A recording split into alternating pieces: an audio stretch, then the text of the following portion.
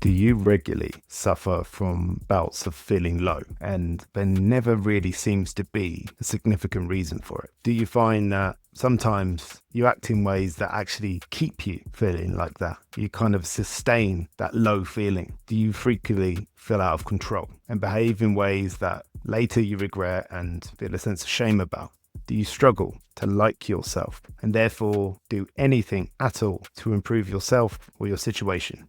I say them words because that's how I felt for the first half of my life. Today's a deeply personal episode. My name's Johnny Lawrence. Welcome to the Johnny Lawrence podcast. And today I'm going to be talking you through 5 steps that I feel helped me and in turn could help you heal from your childhood trauma and reclaim your life. Start to feel better. Start to feel worthy, start to feel content, fulfillment, happiness, or at the very, very least, stability. Because I think sometimes when people talk about mental health or good or bad mental health, they do throw words around.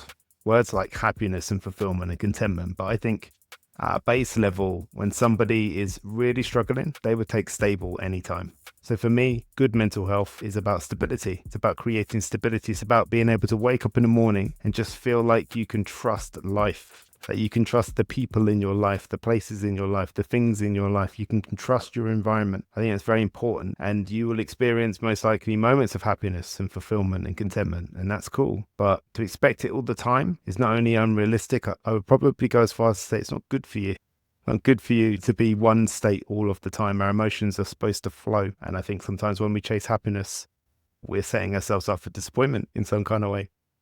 So there's a few things I want to say before we go into this. People always ask me, how is it that I became the self-development coach? How is it that I seem so okay after everything that I've been through? And obviously just recently, I've shared a lot more about my childhood and my past and the way I grew up through the documentary, The Slavery of Addiction, that I made with Ryan McFall. That's available on YouTube now. It's free, so go ahead and check it out. I talk a lot about my relationship with alcohol and why I drank a lot of alcohol, and that was to suppress childhood trauma.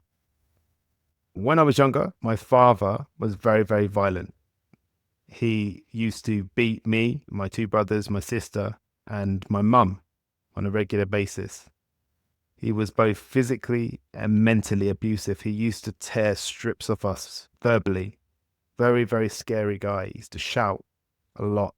He used to show us a lot of rage, which was terrifying no matter what age we was. And then obviously there was the violence. I'm not going to go into it in detail here. I don't know where and who you're with right now. So maybe you're with young ones and it's not something that they want to hear. But to get an idea, he used to beat and torture us. Now, where did the word torture come from? Well, in one of my first ever therapy sessions with a wonderful lady named Joan, I explained some of the things that had happened to me as a kid. And she cried. And she said the word torture. She said, "I'm so sorry that your father tortured you that way." And I said, "Torture, that's a bit strong." And she said, "Well, let's define it." And we went through this whole process. And I realized that one of the definitions of torture is that somebody takes pleasure in your pain, your discomfort. And he did that. He did that. He used to laugh quite a lot when he was doing what he was doing. And then there was obviously the acts themselves, which again, I'm not going to go into, but if you're interested in that, curious about that, it's some of it is in the Slavery of Addiction documentary. So I wanted to give you an idea of what I mean when I say trauma, but I also want you to know that I don't get to sit here, and nor do I want to sit here and say, oh, I've got a capital T trauma, my trauma is worse than your trauma. I will never, ever play that game. Trauma is something that, the way I define it, it's an event, and this is a soft definition. There are a more extensive. I used to do a podcast called the Self-Development Podcast, and I spoke to many people that define trauma in different ways, and there were some wonderful explanations. I encourage you to check those out. But for me, if I'm going to keep it simple, I'm talking about an event that happens to you in your life that is so significant and so impactful that it creates this imprint on your life, this emotional imprint. And anytime you experience an emotion similar, or you have anything that associates with that event in any way, and sometimes it can be a real loose association, you spiral out of control. You have a physical and mental response to that emotion that is often detrimental and makes you feel horrendous, just terrible. It just impacts, it spills and merges with every aspect of your life. It takes root in every relationship. It takes root in every ambition. It takes root in every environment. It takes root in every value or belief system that you ever have. And it basically intends to pollute it and destroy it until you just feel worthless and, for some, hopeless, certainly helpless.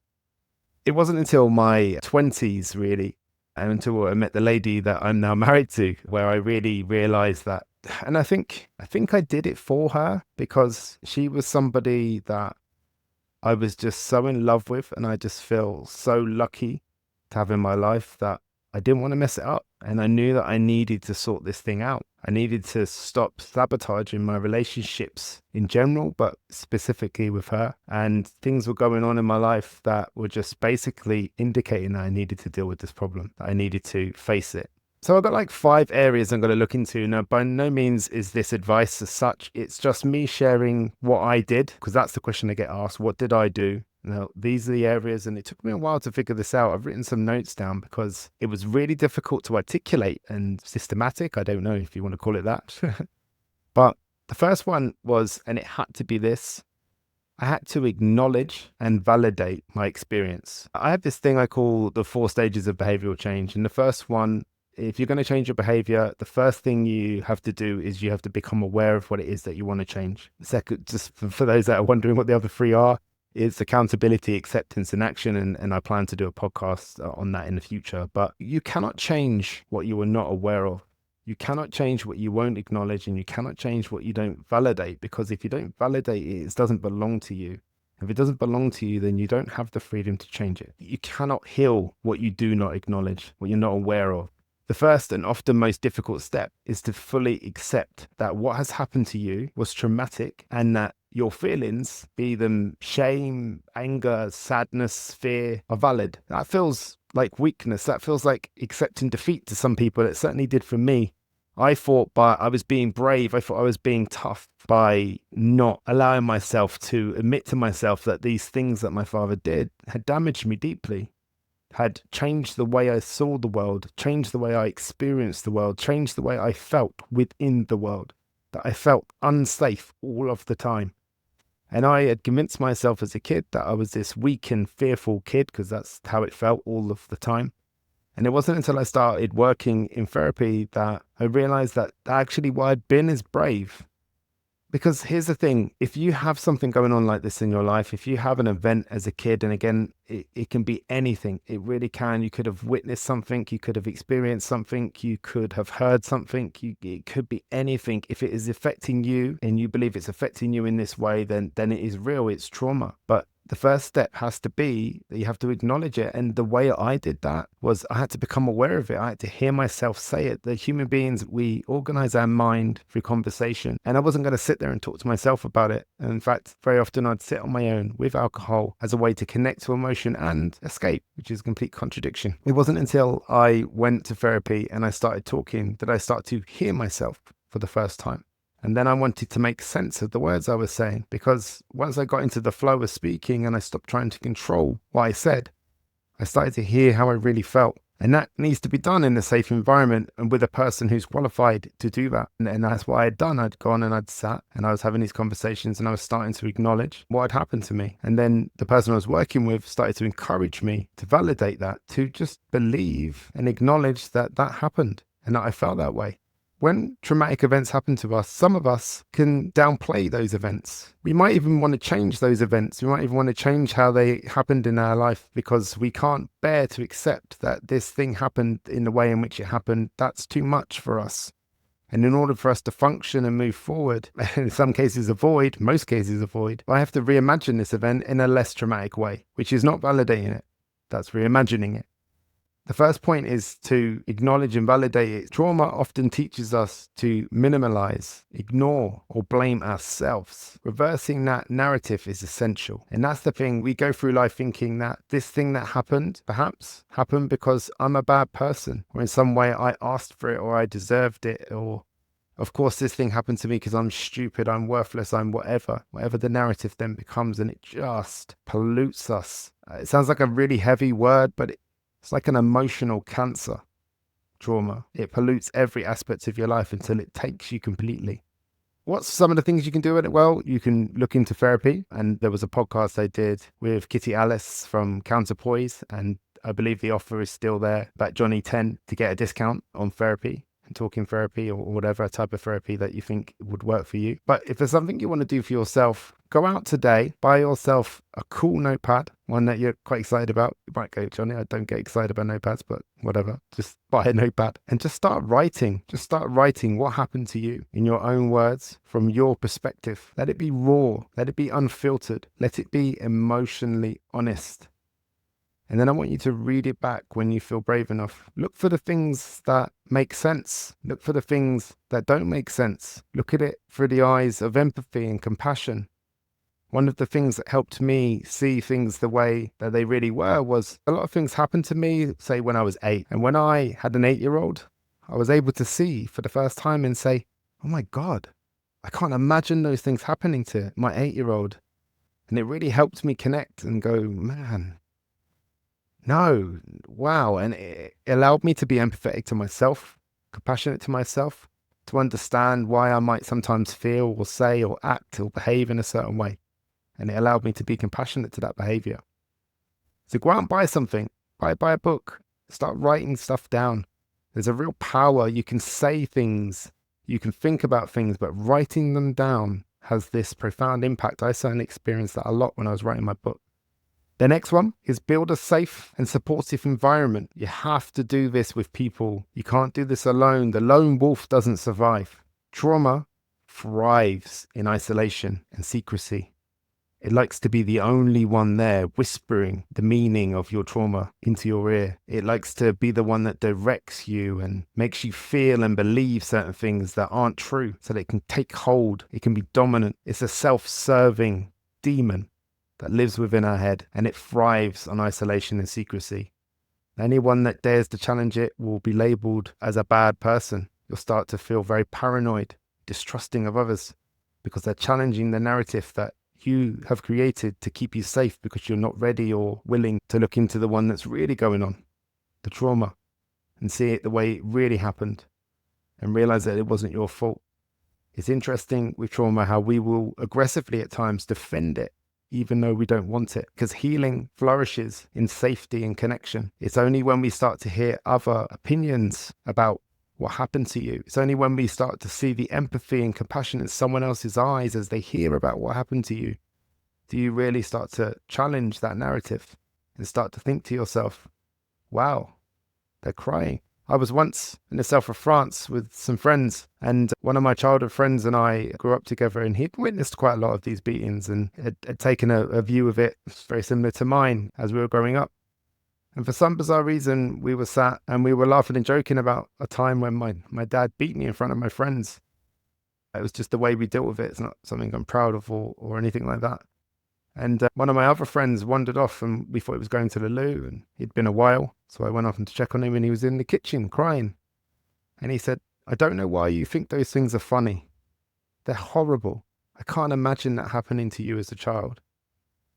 And it really struck me as like, yeah, of course you're right. Of course that's ridiculous. Why am I laughing about it? That's why it's so important to share with the right people at the right time the things that have happened to you, so you can start to get another perspective, to start to get some compassion and empathy. Obviously, there'll be people that aren't compassionate and empathetic. They might tell you to man up or get on with it, or yeah, we've all got something that happens to us. They're not the people to share with. In fact, they might not even be the people to have as friends, but that's another thing entirely. Just one safe person who truly sees and supports you can make a profound difference. A close friend, a family member, a partner, a work colleague, whoever it is that you just know gets it, that you connect with them, you can just feel that resonance and understanding amongst each other. So what can you do? You can seek out trauma-informed therapists or therapy. There's support groups depending on the challenge that you're facing, the trauma that you've experienced, or just really look for those deeply empathetic individuals who won't judge or try to fix you in any way, tell you what you should do, or what you should do is this, or you should read this, or you should You should watch that. They're just going to listen. Choose connection over protection, slowly and with discernment. It's really, really important. But the lone wolf doesn't survive. That's my experience anyway, from what I've been through and what I've seen others go through too. The next one is one I'm still working on, and I'm fascinated by it. And if I'm honest, it does scare me a little bit, but the experiences that I've had have shown me its power, and that's develop a regulated nervous system. See, trauma is not just a memory. A lot of the time we look at trauma like it's this scary movie that we put on in our minds, and every time we play it, it's exactly the same. But I like to look at it as it's more like a canvas that every time we revisit or we relook at, we change it a little bit, depending on how we're feeling at the time or who we're with or what's going on in our lives. And once it's changed, it starts to mold and move to become something else. It can change a lot, in fact. The meanings of it do as we move through life. See, trauma isn't just a memory, it's stored in your body. It's stored in your body. I really, really believe that, and there's lots and lots of science to support it. I think it's there. The body keeps the score, I forget the author, but that's an incredible book for really showing you the evidence and the research that supports that trauma isn't just a memory, it's stored in the body. And we have to learn to regulate our nervous system because it helps us feel safe in the present moment. It creates this internal stability needed to process the past. Again, there's that word again, stability. We need to be stable. We need to stop moving, and we need to stop avoiding. We need to stop running away, and we need to sit, and we need to look at this thing, understand this thing, process this thing, and make up some new belief systems that don't destroy us, that build us up instead of tearing us down. Some of the things I've tried Reiki, and that was incredible. Breath work has been outstanding. It really has. It's one of the most powerful tools that we can have against that trauma. Controlling our breath, controlling the rate and the way that we're breathing in that moment. If you think about how our breathing changes with the way that we feel, if we can take control of that in a moment, we can feel more in control, more stable. I would encourage people to learn and use techniques such as breath work, such as somatic experiences, where you're starting to release the feelings that you're having within your body through things like cold water immersion. And there's going to be some friends now that are going to laugh and say, Johnny, you've never done that. And they're right, I haven't. For some reason, cold water and me don't get along. I don't think it's that hard to work out, to be honest. Grounding exercises. Again, a lot of things like Reiki and energy work and stuff like that, they're all very, very good grounding exercises. But also consider body-based therapies like EMDR, which is not something I've done yet, but I've met a lot of people that have. If I'm honest, I'm drawn to it, but I'm not ready yet. I'm getting there. I'm very much getting there. In fact, I'm currently looking for a practitioner. I'll let you know when I go through that process. Yoga can be one of those things as well. And trauma-informed massage. I had a friend that had a massage. She had a back pain that she'd had for a very, very long time. And she went to a trauma-informed therapist who released that painful point. And she just started crying. And then she realized that that trauma had been literally causing that back pain. It's insane. The whole story of that is mad. I might try and get her on the podcast so she can talk about it because it was incredible. But for me, lifting weights, feeling myself push against something heavy, feeling myself pull against something heavy, that really does, I get something from that. It gets that frustration, that angst, that energy that's not serving me out of my body and into the bar and into the weight and put it out into the universe. So I find that really, really helpful. So I'd encourage you to look at it as something to developing that regulated nervous system to be able to tell your body in some way that you're okay, to reassure you. It's like a reparenting experience to say, you're okay. I know your heart's beating and you're a little bit nervous or whatever, but you're all right. You're not going to spiral out of control. Let's implement some breath work. Let's calm down. It's that self-soothing that we often wanted or employed as a kid, unknowingly perhaps. And next is rewire the internal narrative. This is so important. Trauma wires in beliefs such as, I'm not good enough, I'm not lovable, I deserve what's happened to me. And those beliefs continue the trauma long after the event has happened. So we have to take ownership of that in a sense and challenge them and replace them with truthful, empowered ones. They are the root cause of most people's limiting beliefs. You see, it's my belief that when a trauma happens, quite often we sit with that event and we replay the event over and over again. It's certainly what I did. I used to sit there with alcohol and replay those traumatic events over and over again, trying, hoping, wishing they would be different, trying to find what I could have done differently so that those things didn't happen. But here's the thing, we can't do that. We're not time travelers. We can't go back in time and change what's happened to us. So when we process, what are we doing? Well, we're looking at that emotional imprint I spoke about, that emotion that came up for us in that moment that was so significant, was so powerful, that it made an emotional imprint and an impression on the rest of our lives. And from that emotional experience, we've allowed other experiences to happen that we've created meaning around. And those meanings aren't probably serving us anymore. Perhaps when we made them when we were 8. Well, we're not 8 anymore. We're 18, we're 28, we're 38, we're 48, we're 58, whatever we are. We're older. And those old meanings we made don't serve us anymore. We have to look at those narratives. We have to look at the way that we have allowed them to shape our lives, to dictate and direct our lives and our emotions and our experiences. Some tools that you can use for that are things like cognitive behavioral therapy. I've gone through conventional ways through my doctor to get cognitive behavioral therapy, and it hasn't worked out very well. And that then created this thought that maybe cognitive behavioral therapy wasn't for me. But then I found somebody that could do it really, really well. And when you find a good cognitive behavioral therapist, and you might have to try a few before you do, certainly I would go through recommendations, it's a game changer. It really is a game changer. That stepping in and interrupting those behavioral patterns is all you've got really in those moments when you start to weave that belief system into reality in your life. So using things like cognitive behavioral therapy or narrative therapy to identify and rewrite these beliefs. A real powerful question that I developed and to ask myself, and it really does help me, and hopefully it'll help you too, is this belief true or is it just familiar? Is this belief true or is it just familiar? We get a lot of comfort from what's familiar. It seems predictable, which means it feels safer somehow. So asking ourselves, is this belief true or is it just familiar, snaps us out of it. It creates that awareness in that moment, creates that acknowledgement that the situation might not be the way it feels. And that's important. It's really important. We have to be active in our recovery. We have to be active in rewriting these narratives that we've had for our whole life, that are very easy, that the well-trodden path in the field. You don't want to go through all the brambles and potholes. You're going to take the well-trodden path, the established path. But when you take that, does it take you where you want to go?